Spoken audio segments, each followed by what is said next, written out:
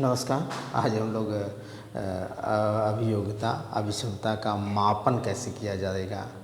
भाई कितनी अब देखेंगे कि अलग अलग मापन भी इसका होगा, तो मापन के लिए कैसे मापन किया जाएगा या उसकी कुछ उपयोगिता है। कोई भी टॉपिक हो तो उसका हमारे जीवन में क्या उपयोग है, इस पे भी चर्चा करनी ज़रूरी है कि शिक्षा के क्षेत्र में हो या समाज के क्षेत्र में हो।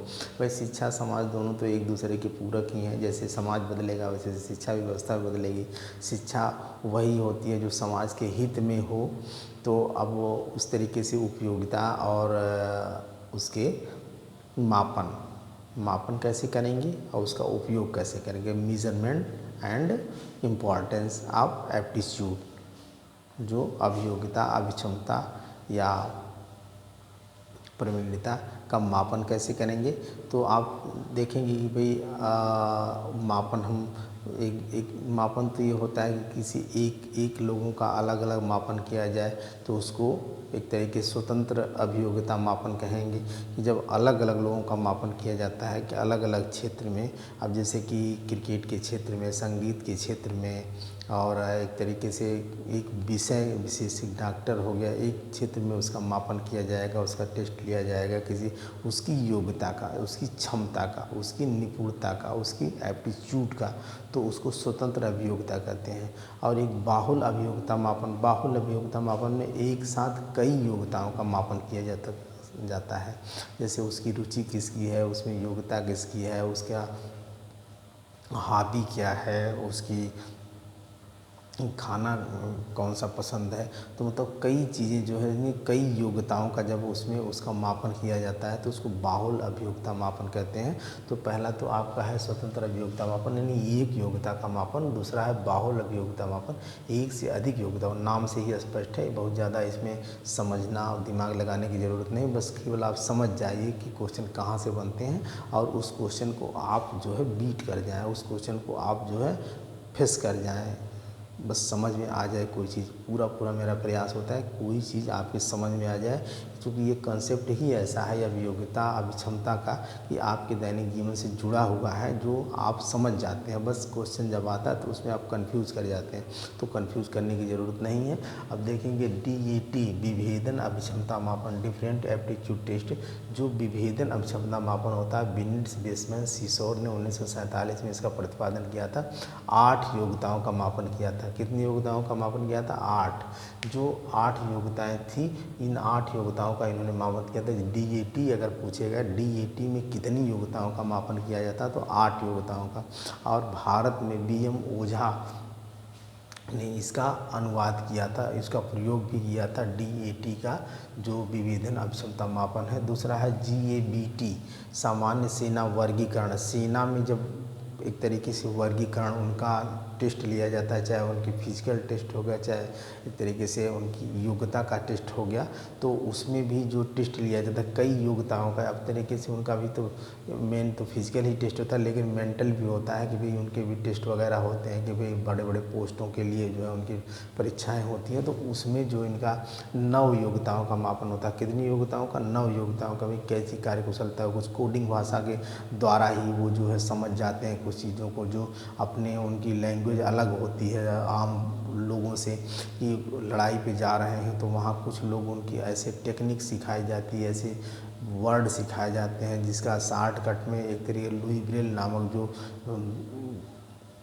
अंधे बालकों के लिए जिन्होंने शिक्षा प्रणाली दी, वो भी एक तरीके से बहुत जब वहाँ वो फ्रांस के रहने वाले थे और वहाँ पे जब वो उनके पिताजी एक मोची का काम करते तो उनकी एक आँख जो मोची सिलने वाला जूता टेकुरी होती है उससे उनकी एक आँख ख़राब हो जाती है। फिर उसी पैसे के अब हम दूसरी आँख भी ख़राब हो जाती है, लेकिन पढ़ने में बहुत कुशाग्र होते हैं लुई ब्रेल, और वो पढ़ते हैं तो बाद में कोई फौजी आदमी आता है उनके स्कूल में कोई कैंप लगा रहता है तो देखता है तो ये बच्चा बहुत तेज़ है, तो वो कुछ कोडिंग रहती है, कोडिंग के आधार पे वो फौज में जो है लोग उस चीज़ को समझते हैं। तो ये लुई ब्रेल थोड़ा सा बड़े होते हैं तो ऐसी कोडिंग बनाते हैं जो और सक्सेस हो जाती है। तो बाद में इनका नाम धीरे धीरे धीरे धीरे और इनको सुविधाएँ मिलती हैं तो बहुत आगे निकल जाते हैं। उन्हीं लुई ब्रेल के आधार पे हम लोग जो अंधे बच्चों को पढ़ने की बहुत सारी प्रणालियाँ, जैसे लुई ब्रेल लिपि वगैरह जो है, जो उभरे हुए अक्षरों को पढ़ते हैं, तो लुई ब्रेल फ्रांस के रहने वाले। तो इनका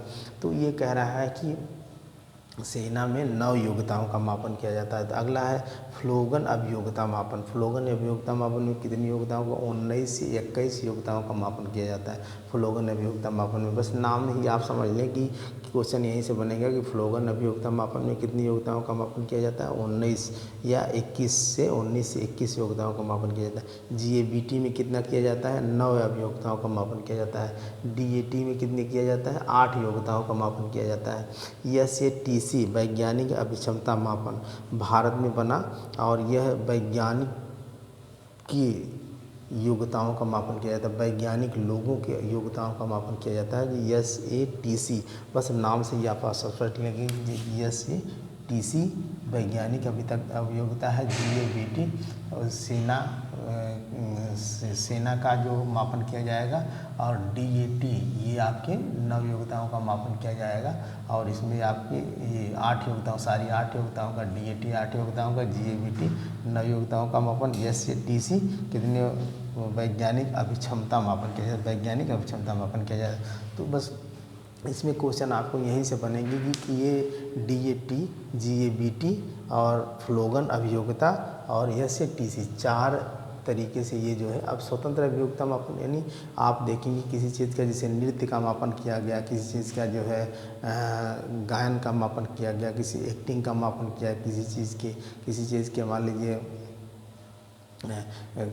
जो उस क्षेत्र के कला है, जो उस क्षेत्र के व्यवसाय का मापन किया गया। तो एक एक लोगों का जब एक एक क्षेत्र का मापन किया जाएगा तो उसको स्वतंत्र अभियोग्यता मापन। जब एक से अधिक योग्यताओं का, एक से अधिक अभियोग्यता का मापन किया जाए तो बहुल अभिक्षमता। अब बहुल अभिक्षमता में जो है आपका डीएटी है, जीएबीटी है, फ्लोगन है और एसएटीसी है, 4 है। इसको आप याद रखेंगे और इसमें यही पूछेगा कि भाई ये कितनी योग्यताओं का इसमें मापन किया जाता है, इसे आप याद रखेंगे। अच्छा, हमने बताया ना कि किसी भी तथ्य है, कोई भी टॉपिक है, कोई भी विषय वस्तु कह लें, उस चीज़ का हमारे दैनिक जीवन में क्या उपयोग है, हमारे शैक्षिक जीवन से लेकर के सामाजिक जीवन से लेकर के हमारे गृहस्थ जीवन से लेकर के उसका क्या उपयोग, हम पढ़ते क्यों हैं, आखिर उस पढ़ने का क्या मतलब है। अगर पढ़ना लिखना अगर सार्थक नहीं हुआ समाज के लिए, देश के लिए, राष्ट्र के लिए, तो फिर पशु के समान है। जैसे पशु हैं, खाते हैं और लैट्रिन करते हैं, अपना जीवन जीते हैं, वैसे इंसान भी है, तो क्या मतलब हो गया।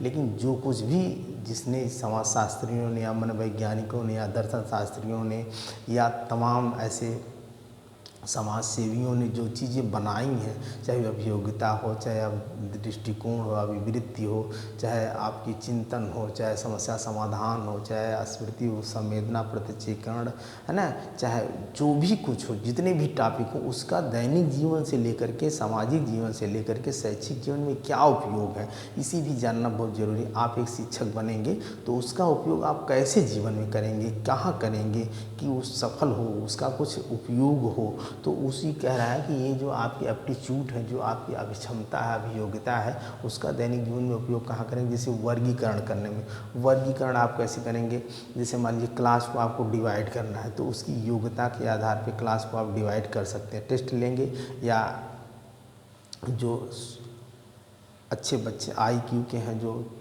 सुपर हैं, जो तेज हैं, उनको अलग है, जो मीडियम है उनको अलग है, जो लेवल के हैं उनको अलग। भाई एक साथ सबको पढ़ाएंगे, एक साथ सबको ट्रीटमेंट देंगे तो पता चलेगा कि जो नहीं समझ पा रहा है वो पीछे हो जाएगा, पीछे का पीछे होता जाएगा, जो समझ रहा है वो जल्दी लिख लेगा तो बोर होने लगेगा। तो इसलिए हालांकि समूह में ही पढ़ाना है, लेकिन थोड़ा सा जो है बच्चे जो अच्छे होते हैं उनको एक तरीके से अच्छा माहौल मिले और अच्छी चीज़ें मिले, सबको अच्छा माहौल मिले। ये नहीं है कि जो खराब उनको अच्छा माहौल है, लेकिन उनमें थोड़ी सी जो कमियां उनको थोड़ा सा सपोर्ट दिया जाए, ज़्यादा सपोर्ट दिया, उनको आगे बैठाया जाए, उनको बीच में इस तरीके से कैटेगरी कर दिया जाए कि उनको ज़्यादा ध्यान दिया जाए, है ना। जो बच्चे अच्छे हैं वो तो जल्दी समझ जाएंगे, जो नहीं समझ पा रहे हैं उनको थोड़ा एक बार के बजाय 2 बार 3 बार बताएं। तो क्लास को डिवाइड करने में, कहीं आप किसी समूह को डिवाइड करने में, कहीं किसी विषय वस्तु को डिवाइड करने में, तो इस तरीके से वर्गीकरण या श्रेणीकरण करने में, भविष्यवाणी करने में। दूसरा देखिए कि आप अपने दैनिक जीवन से सामाजिक जीवन जहाँ भी है, जैसे कोई बच्चा बहुत पढ़ने में तेज है या बहुत अच्छा गायक है या बहुत अच्छा जो है एक्टिंग कर रहा है, बहुत अच्छी मिमिक्री कर रहा है, बहुत अच्छी कॉमेडी कर रहा है, तो आप पढ़ा रहे हैं तो आप उसके भविष्य के बारे में इतना तो तर्क लगा ही सकते हैं, इतना तो सोच ही सकते हैं कि ये बच्चा आगे चल करके इस क्षेत्र में बहुत अच्छा जो है योगदान कर। जैसे आप देखें कपिल शर्मा, कपिल नाइट जो आ रहा है कॉमेडियन शो आ रहा है, तो अब राजू श्रीवास्तव जैसे ऐसे लोग शुरू से ही मिमिक्री वगैरह करते रहे, तो शुरू से ही कॉमेडी के क्षेत्र में मतलब जहाँ भी थे अपने पढ़ते लिखते ही जीवन में कुछ न कुछ इसकी योग्यताएँ थी। उस आधार पे आप भी अपने बच्ची को या विद्यालय में या परिवेश में जहाँ भी हैं जिसके देखेंगे कि जिस क्षेत्र में इसकी योग्यता है उस क्षेत्र में उसकी भविष्यवाणी कर सकते हैं। अगला है निदानात्मक या उपचारात्मक। और निदानात्मक उपचारात्मक का मतलब है कि भाई आप उसके निदान कर सकते हैं ना। बच्चा अगर इस क्षेत्र में पीछे है उसके लिए उसका उपचार कर सकते हैं, उसका निदान कर सकते हैं, उसको थोड़ा सपोर्ट दे देंगे, उसकी कोचिंग लगा देंगे, उसकी ट्रेनिंग करा देंगे, उसको थोड़ा सा एक तरीके से बुक्स वगैरह का हेल्प कर दें, जैसे भी मतलब उसको निदान कर देना, उपचार कर देना। विषय या संकाय के चयन में, जैसे कौन सा सब्जेक्ट वो चल रहा है, कौन सा वो साइड चुन रहा है, मतलब बच्चा हाई स्कूल किया या इंटर किया तो किस क्षेत्र में वो जाना चाह रहा है, तो जिस क्षेत्र में उसकी अभियोग्यता होगी, क्षमता होगी, आप वहाँ मार्गदर्शन दे सकते हैं, निर्देशन दे सकते हैं, भाई ये विषय तुम ले लो और ये साइड ले लो, साइंस ले लो या आर्ट ले लो।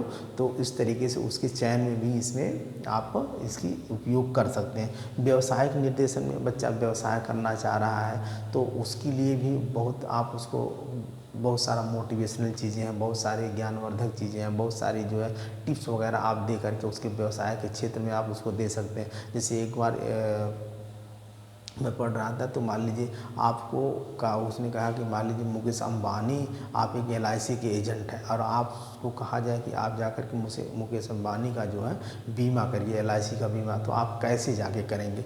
तो भाई मुकेश अंबानी को क्या कमी है पैसे की, वो तो पैसे इतने अरबों खरबों रुपए के मालिक हैं, लेकिन आप उसके यहाँ जाएंगे तो कैसे व्यवहार करेंगे। तो उन्होंने कहा कि आप वहाँ जाएंगे कि सर मैं एक बीमा का एजेंट हूँ, अभी करता हूँ और आप एक बीमा करवा लीजिए। तो भाई वो तो पहली बात सुन करके जो भी जैसा भी व्यवहार करें, लेकिन आप अपने मन में ये सोचेंगे इतनी बड़ी हस्ती के सामने कैसे करेंगे।